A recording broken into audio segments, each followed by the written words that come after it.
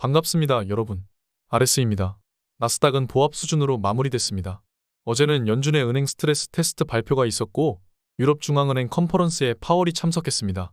금리를 연속적으로 올릴 수 있다고 강력하게 이야기했습니다. 오늘 장 이후엔 마이크론이 꽤 괜찮은 실적 발표를 했습니다. TQ의 경우도 약상승, 장 이후 40불 근처까지 상승한 모습입니다.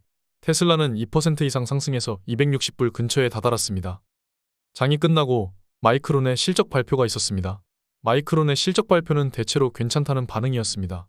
시간 내 3% 상승하고 있습니다. 매출은 가이던스에 부합했고 EPS는 가이던스를 상회했습니다.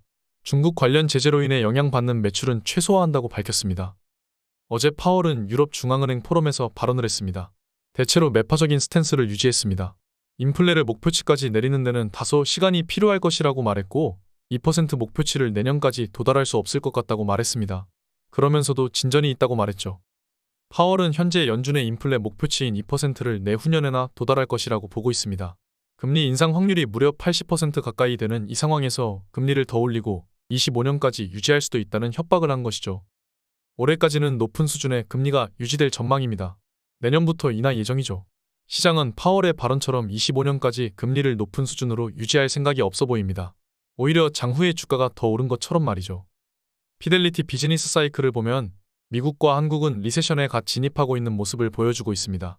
중국의 경우 리세션을 끝내고 다시 상승을 시작하는 모습을 보여주고 있습니다. 세계의 인플레를 흡수하던 저렴한 노동력의 중국은 결국 지금 디플레를 앓고 있습니다. 인플레는 이미 디플레 수준입니다. 결국 빨간색 중국 정책금리는 더 크게 인하를 해야 할 것입니다. 그렇지 않으면 중국은 성장을 할 수 없습니다. 아이러니합니다. 중국과 미국의 그동안 지속되어 온 무역 패권 전쟁은 중국을 디플레로 빠지게 만들었습니다.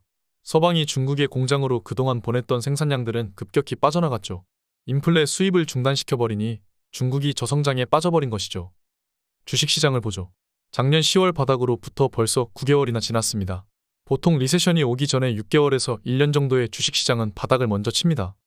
다시 한번 컨퍼런스 보드의 경기선행 지수를 살펴보면 분명히 우리는 경기 침체 수준으로 심각한 부분에 있습니다.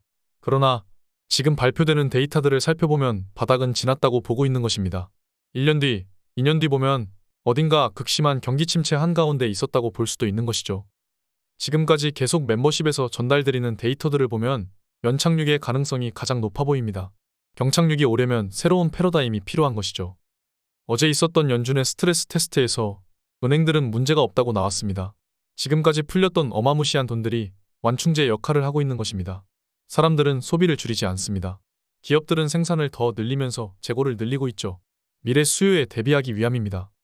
멤버십에서도 21선에 대한 언급을 드렸고 베타가 제로이신 분들은 매수를 하기를 권했죠. 영상에서도 언급했습니다. 정확히 21선을 터치하고 반등을 하는 모습입니다. 제대로 화끈한 조정은 오지 않았다고 생각합니다. 기간 조정이 필요해 보입니다. 어제는 TQ 900주에 대한 배당금이 들어왔습니다. 세금 제외하고 100불 정도네요. 작은 금액이지만 TQ도 배당이 들어옵니다. 연 1% 수준입니다. 다시 또 말씀드립니다.